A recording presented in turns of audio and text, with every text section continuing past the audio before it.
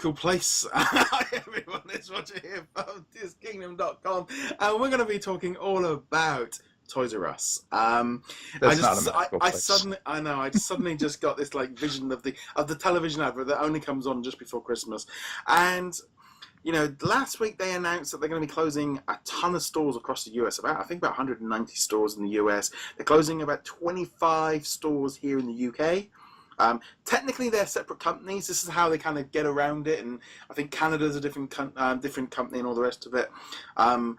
I did actually go up to my Toys R Us the other day to see it, and yeah, this place had been ransacked. There was literally the only bit of Lego that they had left was a few red bricks. I am not kidding.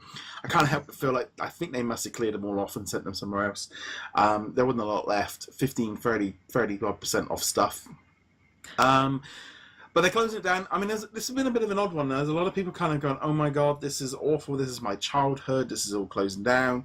A lot of people going, well, they went into administration 3-4 months ago. We were expecting this, especially straight after Christmas. This is kind of what I think a lot of people were expecting. But it's a bit of it's that kind of thing of it is going to change the toy. I mean, apparently toy sales are down year on year, and Toys R Us have been down for a while. And I think it did have a 15-20% knock on toy sales because of just Toys R Us, because they are such a big buyer. Yeah, I mean, I get the whole, like, Toys R Us was part of my childhood kind of thing, but because it was part of mine. I definitely remember going to Toys R Us, or bugging my parents to go to Toys R Us quite frequently, but, you know, our childhood, wasn't able to keep up with the current market. So, no. Yeah. Yeah, I mean, I do remember I used to go to Toys R Us we actually only could do it as about 40, 50 miles away. And you have to go through sometimes, to get through the car park, you had to go through like a glass, dome that went right over the top of the shop. So you could see everything. So that was kind of always like quite cool. And I never actually remember really ever buying anything because we had Toy Master here in closer to me where I was living. So Toys R Us was always like this big American chain that you used to get to, but you couldn't afford to buy anything in there. So it was that weird thing of it. It was never a huge thing to me because of where that was. And whenever I've gone into Toys R Us, I remember with the Disney Infinity, where I'd be going in there sometimes, they'd never have the new release out on the day that it was supposed to be on, and I'd drive all the way there and they wouldn't have it. Or I even went to the US to try and get one when I was out in Florida, when one of the Crystals figures. 3 Toys R Us later, and they finally managed to find one, and it's always been a bit iffy. And then obviously as well, their online store, it just hasn't really just worked very well. Well, they never updated the online store. I will say the Crystal figures, when they first came out in the States, they were impossible to find because there weren't enough of them. No. It wasn't until much later that they became like, oh, yeah, just pop them off and get 3 for $12 or whatever. But yeah, after I grew up, the only reason I ever went into a Toys R Us was to go and pick up Infinity or Skylanders or Lego Dimensions or stuff like that. And then normally, because they had their prices marked higher than the competitors, it was only if it was an exclusive figure, like the Crystal figures or whatever. But yeah, even here, I haven't been to one of the Toys R Us here. I don't know if my local one is closing down or not. I assume it probably is, but I don't know. But yeah, just walking into them, even several years ago, it was always kind of like this. You guys might want to rethink how you're presenting yourselves here, because it always felt like a kind of a dingy warehouse kind of store, which was odd.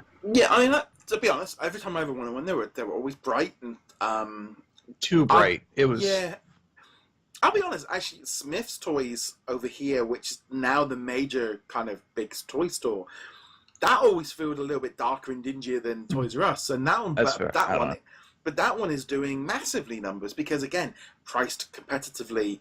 Online shipping straight to the store, new. I don't know. Just it seems to have just grabbed a massive chunk of the thing.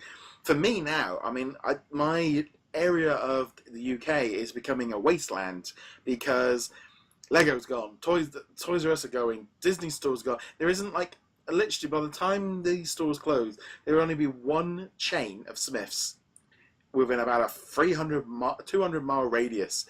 Because there's only little independence left because supermarkets, internets, Amazon, big chains, they've all they've all eaten away at the core audience. I mean, I know when I buy toys at Christmas for presents for friends and stuff, they tend to buy a lot of them in supermarkets because they're half the price, and you're there.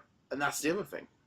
Well, that was the thing with Toys R Us here in the States was I could buy the toys or whatever at Toys R Us, or I could buy them at a big box store like Target or Walmart, and those stores always had them cheaper because we had the unofficial Toys R Us tax over here. Yeah. Legos are like 15 to 20% more expensive. The Skylanders were $16 when they were $14 everywhere else. That kind of thing. It's like you can't.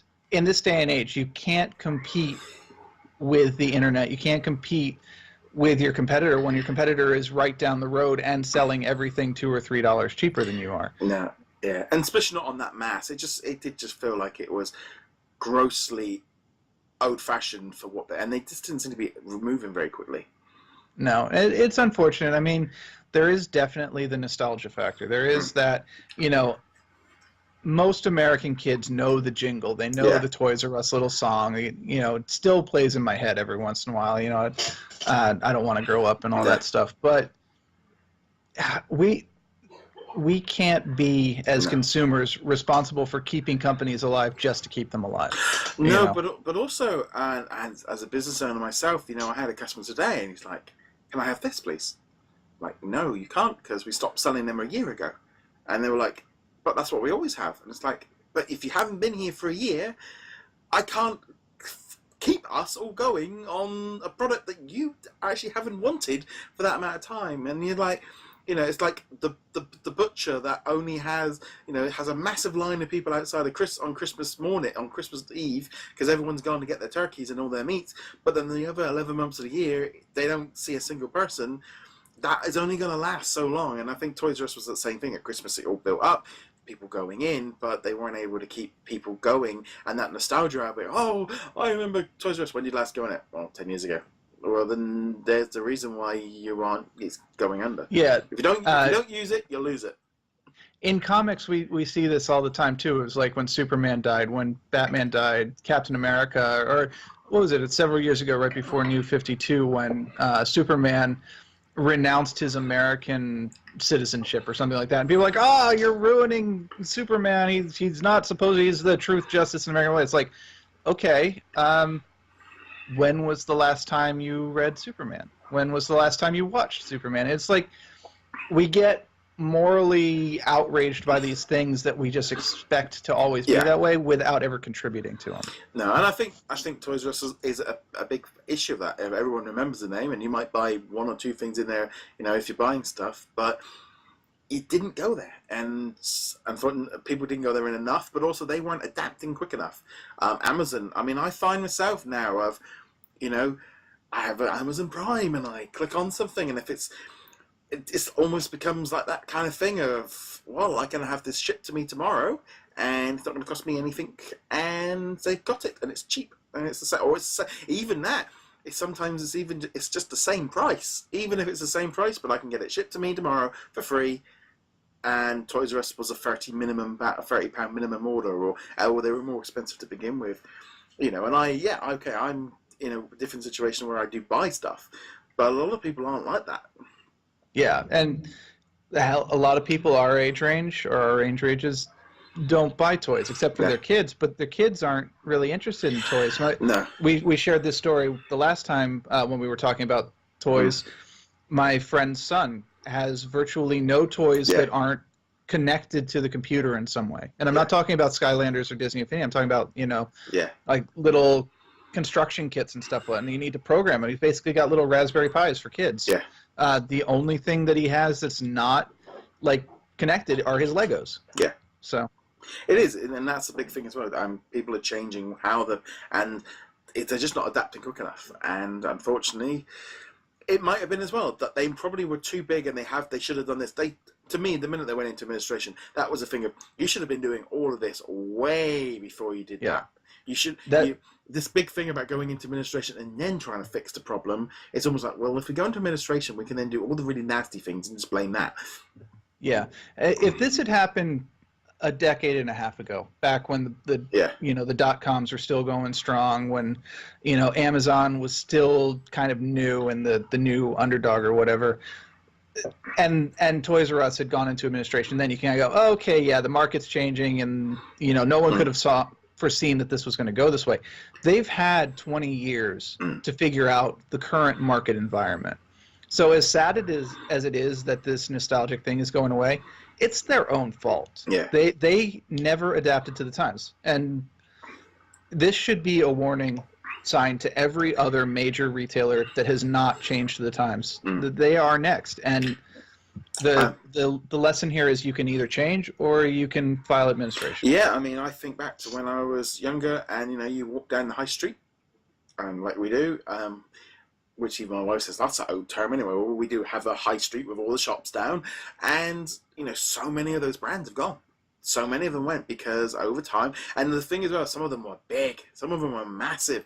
But now we've got so used to big brands doing this that any one of them could go. And it creates that other issue of sort of faith. I think Toys R Us lost a lot of faith once they went into administration, of then people not going into the stores. Oh, yeah. And I'll be honest, would I place a pre-order with a company like... I wouldn't. I've got to that point now where it's like, I wouldn't put a massive pre-order in for my Christmas Day presents with them just after they've gone into administration. If they go bust, and it's like, yeah, but if I want to get this product for my kid for Christmas or whatever, or for someone, go to another shop and they'll get it. Or Amazon. So, or eBay. Yeah. But I was just thinking about this because you were mentioning the high street and all that stuff. I remember growing up as a kid, these names probably won't mean anything to you, but growing up, I watched KB Toys go under. I watched FAO Schwartz go under. I watched all these other toy companies just one after the other going down. Has FAO Schwartz completely gone now? You know what? There's probably one or two. I've only ever been to the New York one and done the big thing and the big thing. It might still exist, but it's not the name brand that it used to be, and it's not everywhere. Anyone that I've ever been to, with the exception of the New York store, which I haven't been to, so I can't speak for, is gone. They're all completely gone. And now, if you talk to a kid nowadays and be like, "Oh yeah, we'll pick up a teddy bear at FAO Schwartz," they'll be like, "What? Where?" What's that? Yeah. So it is. I do remember that when we went to New York last. Yeah, number of locations. One. Yeah, New York. Yeah, it's like the only one basically keeping going because they're big. It's basically that was a good one. But then I remember coming back and everyone goes, "Oh, did you do all of the shopping in New York?" It's like, yeah, we went to the big Toys R Us, we went to FL Schwartz, and we went to the Disney store. What else did you go do? Oh no, that was our shopping for the whole. You didn't at least go to the Apple store or whatever? No, I remember walking by it because I think Steve Jobs had died and there was all the flowers. Oh, I didn't remember going out. I think it was not Tower Records. There was a Midtown Comics that was upstairs. I didn't remember. Oh yeah, of course. Midtown is big in New York. So. And also, a few times before that was when they had the WWE store right in the middle of where Hard Rock Cafe is. But anyway, see, this is the big thing. It's just like, we'd love to know your thoughts on Toys R Us, what's been going on there. Comment below. You can get in touch with us over at DisKingdom.com. You can subscribe, you can like, you can follow on all the different platforms. James, where can they find you? Find me HeroicLegacy.com. And on that, guys, thank you much for joining us. We'll be back soon. Laters. Later.